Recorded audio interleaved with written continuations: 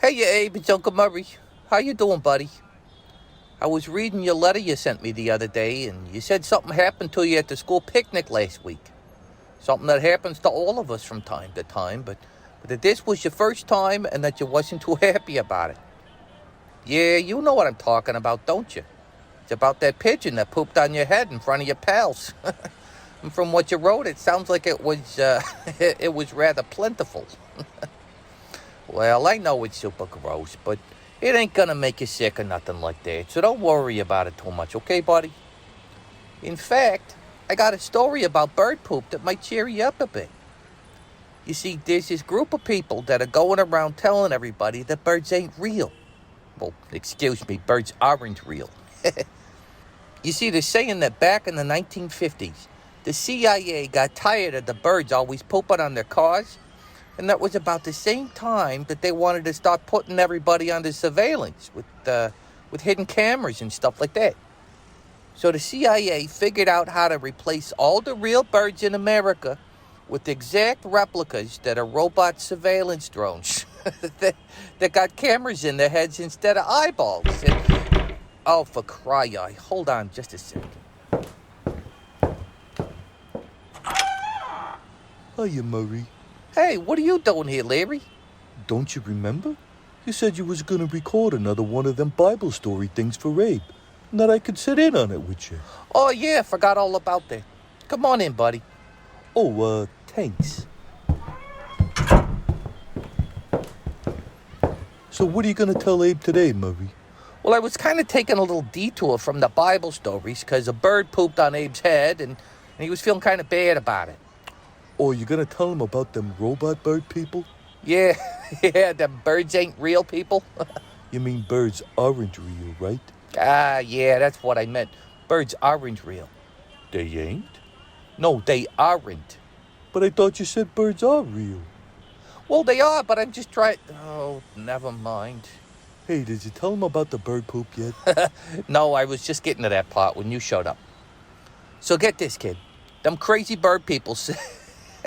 They say that when them robot birds poop on your car, that it ain't real bird poop. That it's really a liquid tracking device so they can keep track of you everywhere you go.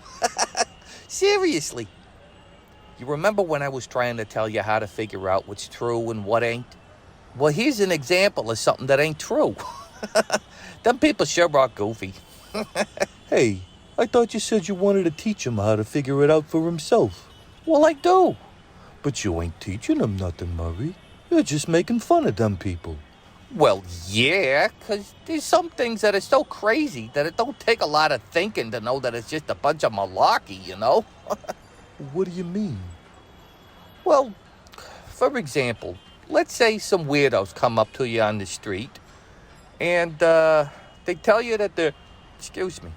And they tell you that they're raising money for some super rare endangered animal that lives way down deep in Africa that nobody ain't never been to before, right? What kind of endangered animal? Well, they're about 30 feet tall, and they're bright pink, and they're a cross between an elephant and a flamingo and a hippopotamus. What do they call them? Well, Ophlamptopus, of course. An Ophlamptopus? Yeah, that's right. Why are they endangered? Because people are hunting them down because they taste like Neapolitan ice cream, and they use the hides to make pajamas for little kids. Oh, come on, Murray. Them things ain't real. Oh, really? How do you know? Well, for one thing, you said that they live way down in Africa where nobody ain't never been to. Yeah, so what? Well, if nobody ain't never been there, then nobody could have seen them in the first place, right? Yeah, that's right. It ain't where I thought you was gonna go with it, but yeah, you're right. Very good observation of the details. Any other reason not to believe in the Ophlamptopus? Well, I ain't no scientist or nothing, but I don't think them animals could have no babies together, you know? Well, why not? 'Cause you only need a mother and a father to have a baby. 3 animals is too many. Yeah, okay. You're right about that, too. 3 of them is too many. But you remember what we was talking about before about God pairing off animals according to their kinds? Yeah? Well, that's another reason. Because elephants and flamingos and hippos are all different kinds. So even if you pick two of them, it still wouldn't work. Oh, yeah, good point, Murray. But how can you be so sure that them robot birds ain't real? They aren't real. Yeah, that's what I said. But how do you know?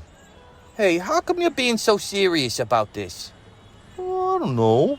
Them robot birds could be real. Oh, Larry, don't tell me you still buy any of that mumbo-jumbo. Come on, robot birds are about as real as the old flantopus. But wait a minute, Murray. Robot birds are a whole lot different than the old flantopus. Oh, really? How's that? Well, there ain't no such thing as an old flantopus. But there's real birds, and there's real robots, and there's them real tiny cameras that lots of people got, and they're making them drone things that fly around. They got them cameras on them.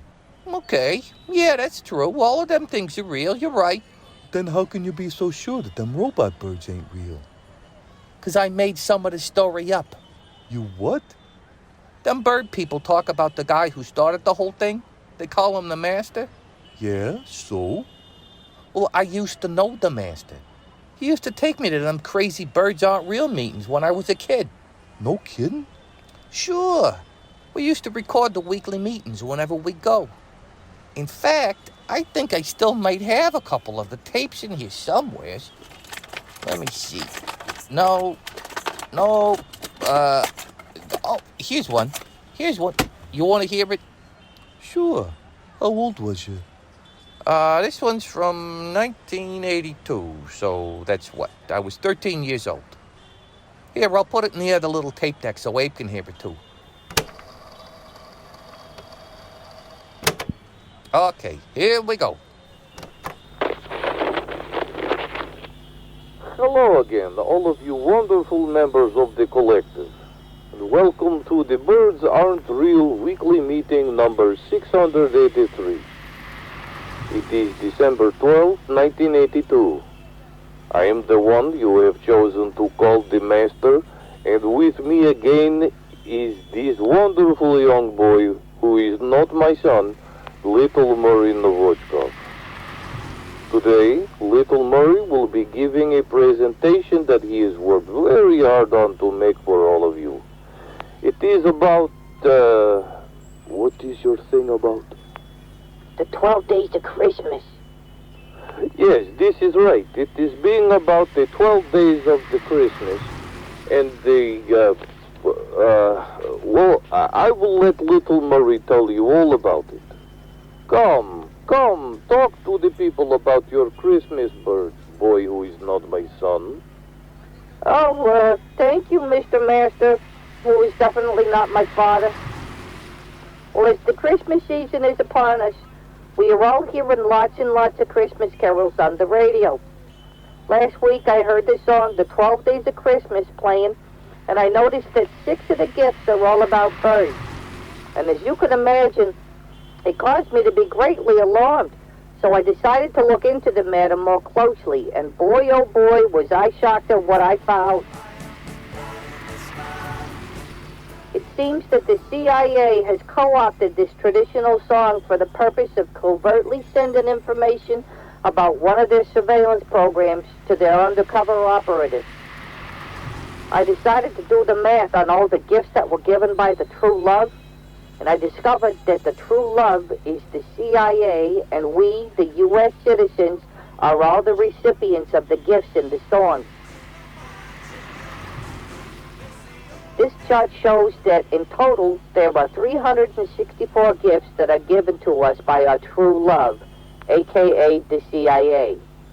There are 365 days in a year, so the 12 days are really not 12 days at all.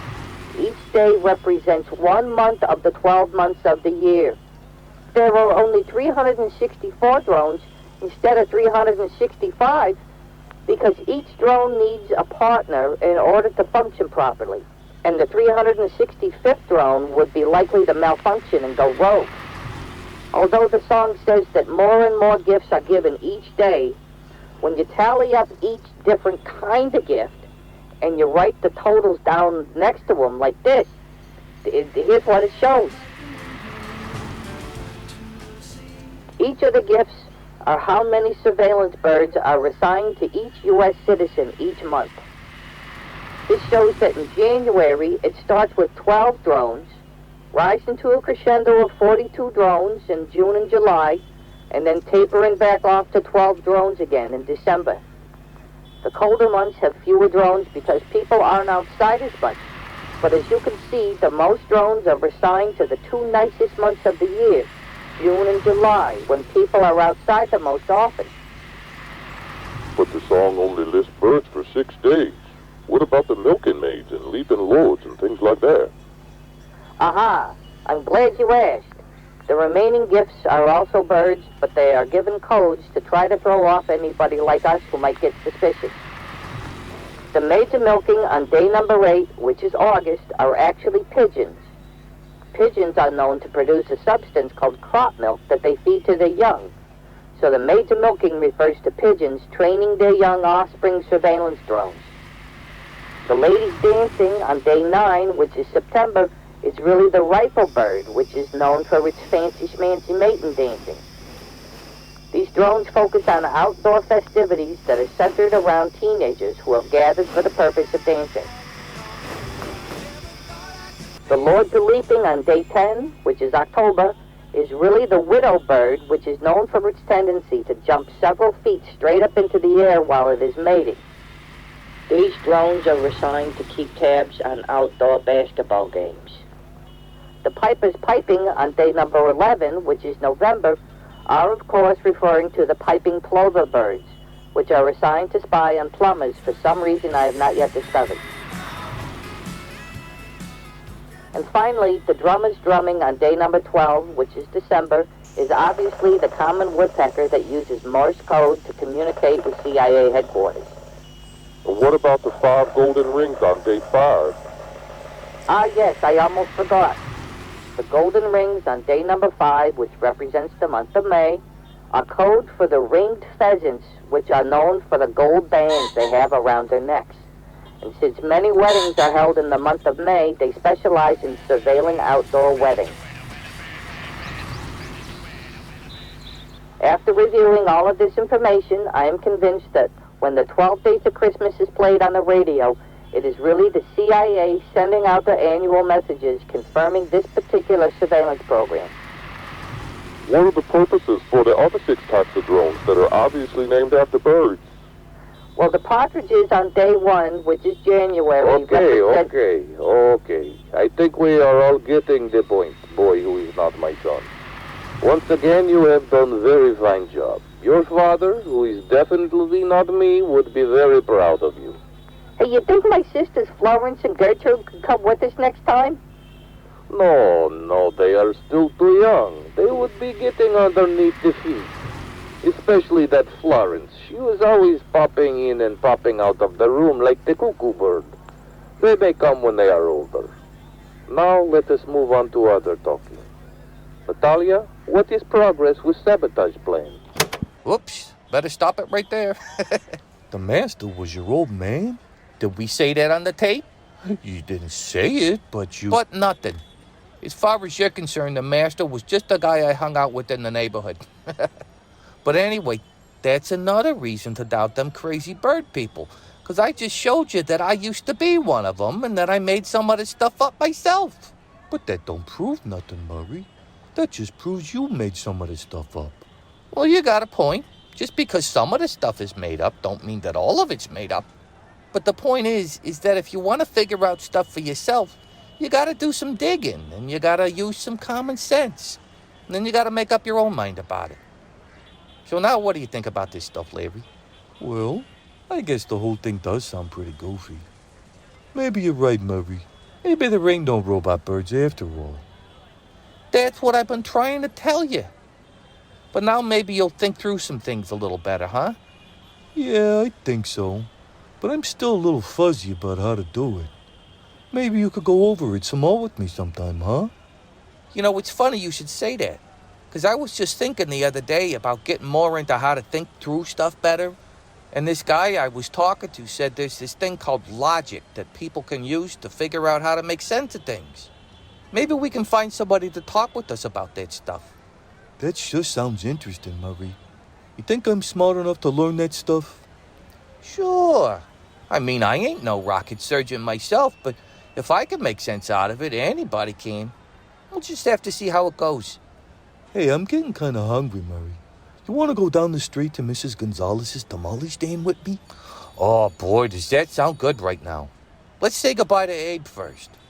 Toodaloo, Abe. I'll catch you later, kid. And adios from me too, amigo. And remember, I miss you and I love you, buddy. Bye-bye.